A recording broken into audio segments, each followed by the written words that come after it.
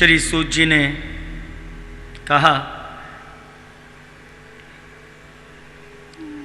हे ऋषिवरों, नारद मुनि के कहे जाने के 7 दिन बीतने पर धृतराष्ट्र व गंधारी ने अपना तन त्याग किया और विदुर जी उनका अंतिम संस्कार कर कर तीर्थ यात्रा को चले गए। राजा युधिष्ठिर नारद जी के ज्ञान समझाने से संसारी व्यवहार झूठा समझकर परमेश्वर के ध्यान में रहा करते थे। जब उन्हीं दिनों में भगवान श्री कृष्ण द्वारकापुरी से गोलोक वृंदावन पधारे, तब राजा को कलयुग के लक्षण मालूम हुए और बुरे बुरे सपने दिखलाई देने लगे। मनुष्य के स्वभाव में अधर्म, क्रोध, लोभ और कपट आदि हो गया। स्त्री पुत्र और पिता पुत्र और भाई बंधुओं में झगड़ा होने लगा। ये सब कलयुग के लक्षण देखकर राजा युधिष्ठिर ने भीम सेना से कहा कि अर्जुन श्याम सुंदर के समाचार लेने के वस्तु द्वारकापुरी गए हैं। 7 महीने हो गए, अभी तक नहीं आए। इसका कुछ कारण मालूम होता है। नारद जी हमसे कह गए थे कि मुरली मनोहर ने पृथ्वी का भार उतारने के वस्तु अवतार लिया था। सो उन्होंने महाभारत कराकर पृथ्वी का बोझ दूर किया। अब उनका थोड़ा सा काम मृत्युलोक में और रह गया है, उसको संपूर्ण कर कर परम धाम को जाएंगे। सो अब मुझे संसार में कुलक्षण देखने से जान पड़ता है कि वे समय आ पहुंचा जिस श्याम सुंदर की दया से हमने अपने शत्रुओं को मारकर सब सुख राजगद्दी पाई। उनके बिना मुझे दिन रात नए नए अपशकुन दिखलाई दे रहे हैं। मेरी बाईं भुजा वे आंख फड़कती है। कभी कभी हमारा शरीर कांपने वे कलेजा धड़कने लगता है। मन में डर सा मालूम होता है। दिन को तारे आकाश से टूटते हैं।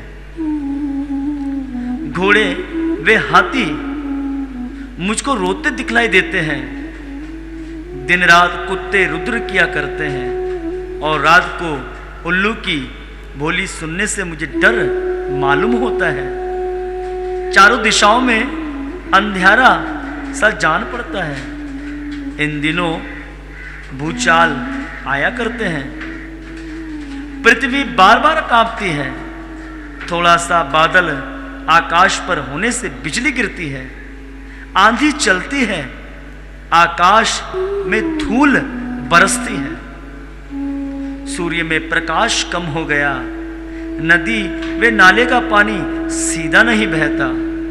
अग्निगोत्री लोग जब अग्नि में आहुति डालते हैं तब अग्नि देवता प्रसन्न होकर आहुति नहीं लेते। बछड़े गौ माता का दूध प्रसन्न होकर नहीं पीते हैं और गौ माता की आंख से आंसू बहता है। बैल गांव से पृथ्वी नहीं करते। देवताओं की मूर्ति से पसीना निकलता है। मेरी सभा में मनुष्य झूठ बोलते हैं। लोगों के स्वभाव में क्रोध और लोभ अधिक हो गया है। आकाश में केतु सैयारा ज्यादा नजर आता है। साधु महात्माओं का चित हरि भजन में नहीं लगता। किसी के घर में मंगल चिर नहीं होता।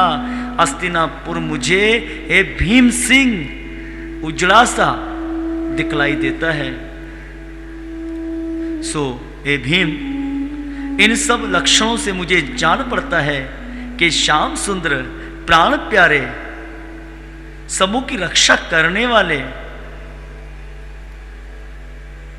मृत्युलोक को छोड़कर अपने गोलोक वृंदावन धाम पधार गए हैं। जिस समय राजा युधिष्ठिर बैठे ऐसा सोच रहे थे, उसी समय अर्जुन द्वारका से आया और राजा के चरणों में प्रणाम कर कर उनके सामने उदासीन चित्त हाथ जोड़कर खड़ा हो गया। अर्जुन का यह हाल हुआ था कि श्री कृष्ण ने गोलोक धाम जाने के समय दारुका सारथी से अर्जुन को यह कहला भेजा था कि तुम द्वारकापुरी के सब विधवा स्त्रियां, लड़कों, बूढ़ों तथा यदुवंशों की सब वस्तुएं हस्तिनापुर ले जाना। इसलिए अर्जुन उन सब को द्वारकापुरी से अपने साथ लेकर हस्तिनापुर आ रहा था। राह में हस्तिनापुर के निकट डाकुओं ने सब धन लूट लिया। अर्जुन ने गांडीव धनुष चढ़ाकर बहुत से बाण उनको मारे, पर उन तीरों से कुछ काम ना चला। सब वस्तु डाकू लूट ले गए। उस समय अर्जुन ने उदास होकर कहा कि अब हमारा ऐसा समय आ गया कि जिस धनुष बाण से हमने भीष्म पितामह, कर्ण, जयद्रथ आदि कितने शूरवीरों को जीता था, वही तीर काम करने पर भी हम डाकुओं से हार गए। इससे मुझे ये ज्ञाता होता है और मालूम होता है कि वे सब पराक्रम केवल श्याम सुंदर की कृपा से था। अब दुख भंजन मेरी रक्षा करने वाले अपने गोलोक धाम चले गए हैं, यहां नहीं है। इसीलिए मेरा सब बल तेज जाता रहा। यही चिंता करने से और मुरली मनोहर के गोलोक धाम जाने से अर्जुन का मुख बहुत मलिन हो गया था। राजा युधिष्ठिर ने उनको उदास देकर पूछा, अरे ए अर्जुन, सब यदुवंशी खुशहाल तो है ना? हमारे नाना शूरसेना, हमारे मामा वसुदेव, देवकी, राजा उग्रसेन, आकुर, बलदेव जी, प्रधुमा और अनिरुद्ध, और हमारे मोहन प्यारे भक्त उद्धव जी और सब द्वारकावासी अच्छी तरह तो है ना? श्याम सुंदर, मेरे प्राण प्यारे, जिन आदि पुरुष ने संसारी जीवों का मंगल करने के वस्तु यदुकुल में अवतार लिया था, आनंद से तो है ना? अरे अर्जुन, तुम बहुत उदास दिखलाई देते हो।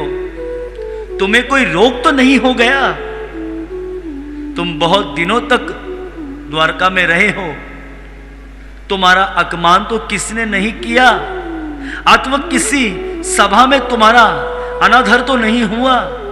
क्या तुमने किसी को कोई वस्तु दान देने को कहा था, सो दे नहीं सके?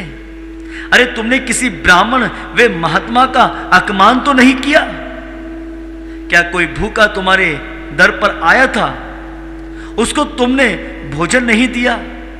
अथवा कोई ब्राह्मण बालक, बूढ़ा, रोगी, स्त्री अथवा शत्रु के डर से तुम्हारी शरण में आया हो और तुमने उसकी रक्षा नहीं की हो, इसलिए तुम्हारा मुख उदास मलिन है क्या?